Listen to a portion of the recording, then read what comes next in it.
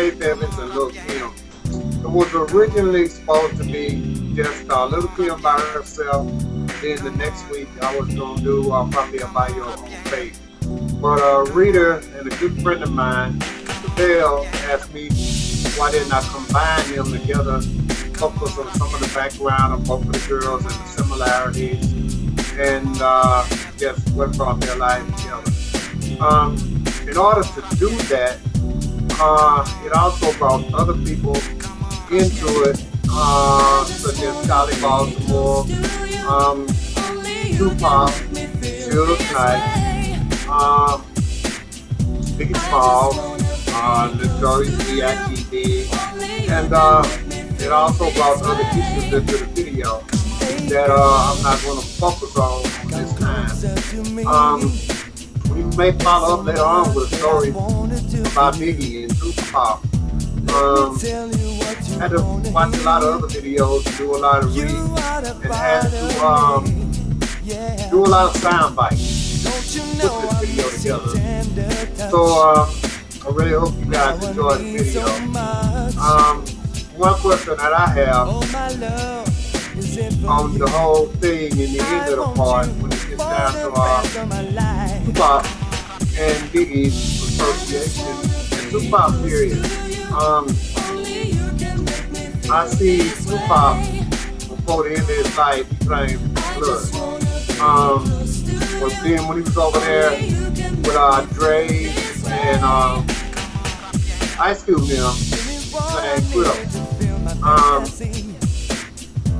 Tupac was from the Oakland area, and he started getting big up in Marin, across the Golden Gate Bridge in San Francisco. And eventually his career kicked on off up in the Santa Rosa for a Caucasian lady helped him get started. We'll focus on that thing. But I lived in the Bay, and I lived in San Francisco, Oakland, and Santa Rosa. And I know this for a fact.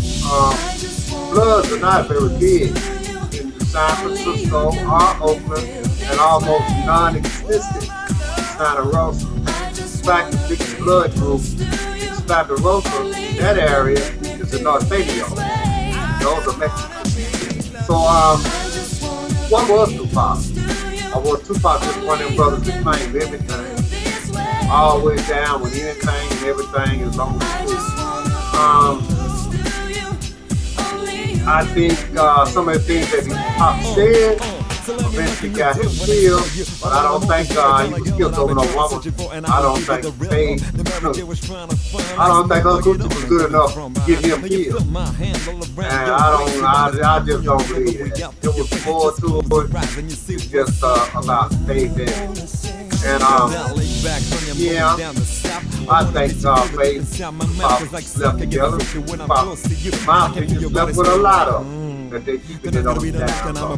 Janet Jackson, what up? Jada Pinkett, what up? Keisha Cole, what up?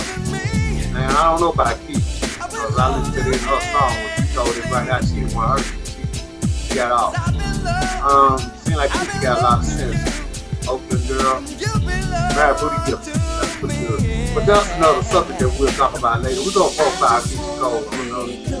Okay, bye y'all. Enjoy the video and enjoy the bio and enjoy my website www.hiphopthenewworld.com. And ladies, make sure you get in there and open up Black American Queens. We're adding new models and artists every day. That's all I gotta say. Bye.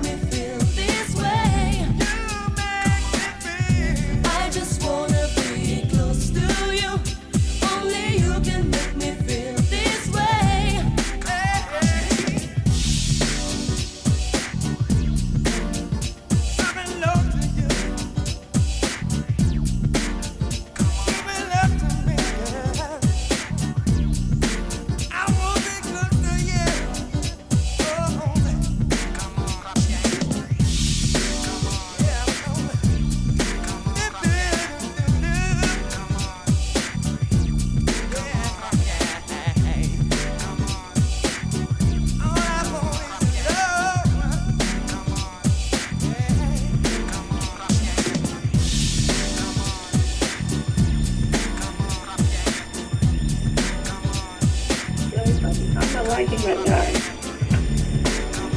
And then I had to do press the next day. So I had to speak the truth, how I felt. And, you know, when I look at it, to be honest with you, I felt bad for Kim. Not that, you know, bad because Christopher did not treat her well.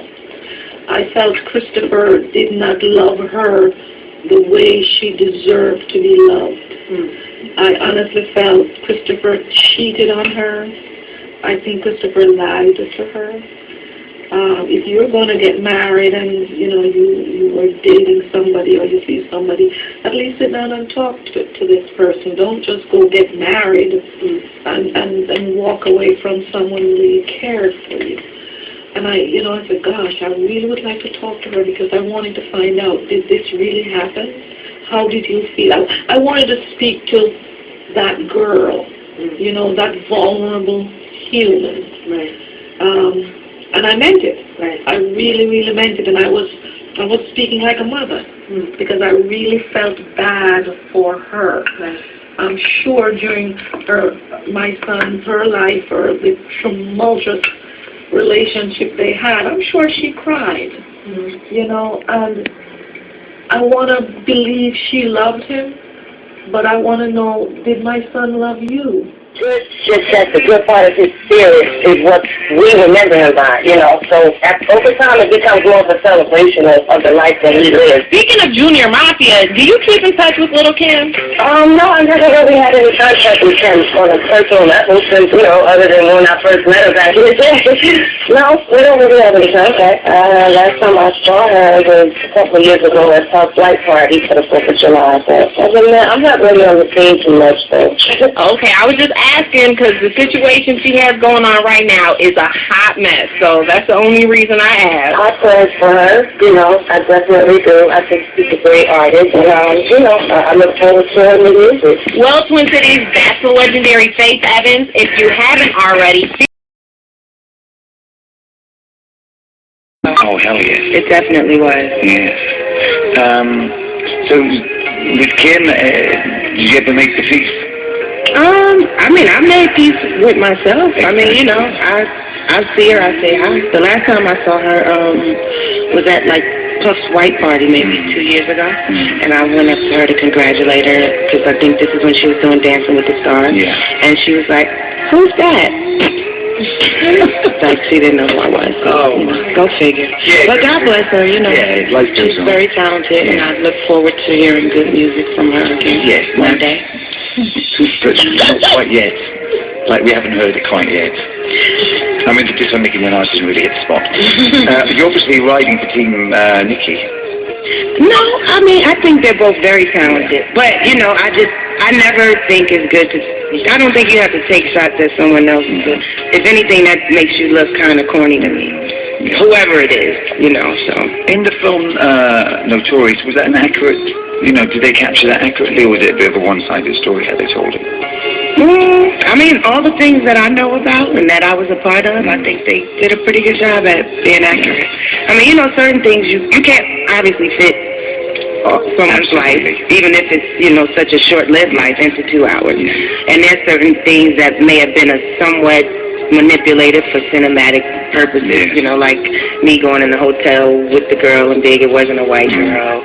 You know, I don't know, maybe they thought that would be more interesting to people. They changed up the shorty. But other than that, why did they put the white girl in there? I don't know, maybe they thought people would be like, oh, and it was, I don't know.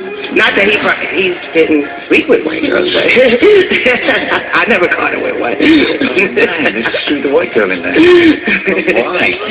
Okay, now, you addressed in the book all the rumors that were surrounding. The first glimpses of what everybody saw was the story about, you know, you busting in on Dickie and Kim. What is the relationship with Kim now? I think I'm cool with everybody, to be honest. I don't have a problem with anybody. I don't really see her often. I'm not really, like, out on the scene. I'm a mother of 4 and a wife, and, you know, so I'm really, like, very much a homebody. I'm proud of the fact that I'm not ashamed to look back on my life. I mean, because if God chose me to go through so much for a reason, and I'm okay. I'm at peace with myself, and I'm happy to share those experiences because, just like with my music, I just never realized how many people I touch. Getting the money that you're owed from what Biggie made. Right. So everything's been good. You guys have been. So that's another question. It's a whole different story for another day. Exactly. Jan, I got to ask you one more thing. We talked about your relationship with Faith Evans. What about, is there any relationship with you and Lil Kim? No. Not at all. Did you know? We don't. Okay. Faith and I have a common thread. Yeah. We don't run in the same circles. I'm not at Fashion Week. I'm not. You're not out dissing Nicki Minaj. Exactly. I'm home raising my daughter, doing what mothers do. So we don't run in the same circles. We don't have a lot of the same friends in common. It's just no common thread there for us. What about from back in the day from Brooklyn? You don't have any recollection of her? No. Y'all taught me a new line, so y'all just gonna throw me in the water. I don't know how to swim. You're perfect. You're swimming just right. So I guess I can't throw in Charlie Baltimore. And I believe if I told her that we speak, there's no animosity there. There's no. The question is, where would she see Charlie Baltimore? I talked to Charlie Baltimore within the last month or so. Really? So the relationship is cool. Yeah, it's cool. Where's she at? Ooh, I think she lives in Atlanta. Or Never I know true. she's from Philly. But there's no animosity. No. If you saw her, it's cool. But it's a different vibe with Kim. On her side, people ask me that. Do you have a problem with Kim? No one has a problem with Kim. No one deceives her. Scenario for you guys. If I saw her somewhere, I definitely would speak, and I'm sure she wouldn't speak back. Gotcha. Perfect way to put that.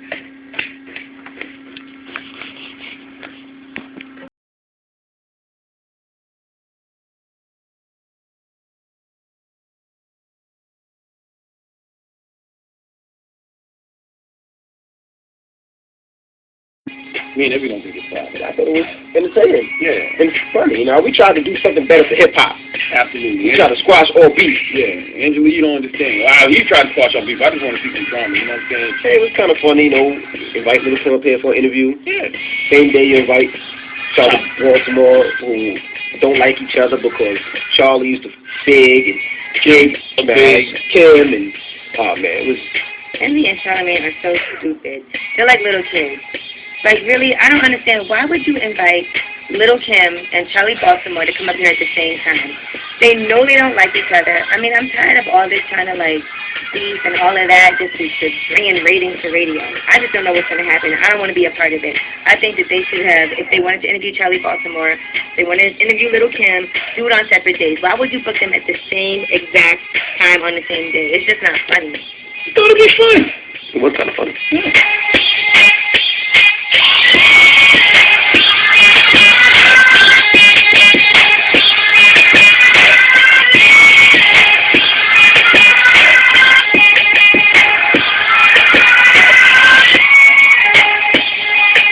Awkward. Not for me. I thought somebody was going to get shot. Yay! I take it you're still mad at us? Just a little bit. High rating.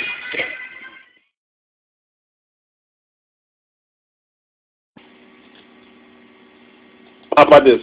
Did Pac speak with Faith Evans? Yes. Okay. Did Pac speak with Jada Smith? With who? Jada Pinkett. I wasn't with him during that era of his life, but I'll put it like this: I wouldn't doubt it.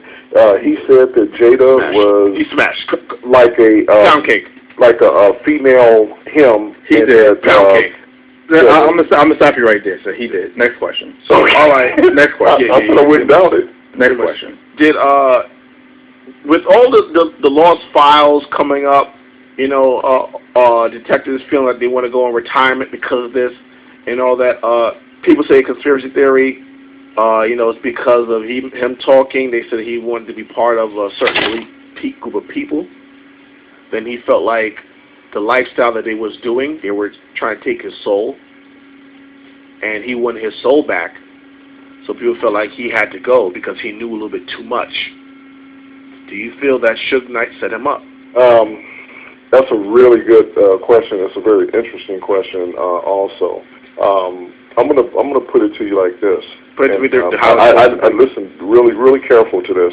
I make no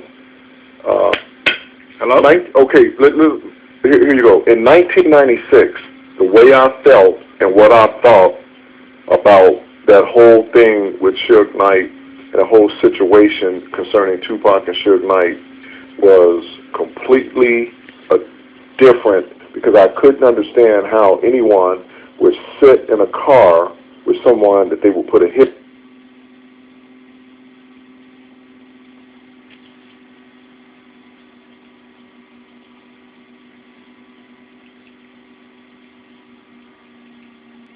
In 2001, Rolling Stone magazine came out with the Rampart investigation through LAPD. And when that came out, I read that article. I have that article. The whole Rolling Stone magazine was about this crooked LAPD cop story of how Biggie got killed and how Pac got killed. And then it named one of the bodyguards who was with me, that was my relief bodyguard for Tupac, named Kevin Hackey. And I can say this because his name is out there like that, and we did a documentary, and he came out and said that he was an FBI informant, and he was there to infiltrate death row for drug racketeering. Now, all along, when we were working together, I never knew that. No one never knew that. But the Rolling Stone magazine announced it. So Kevin sued him over it because they exposed him. All right? Oh. So after I read that article, and then I started seeing all these LAPD cops that was from the magazine, they had them in there, pictures of them dressed in red suits. Then I started thinking differently, right? Then I started seeing different things about how a different theory and a different conspiracy could have happened.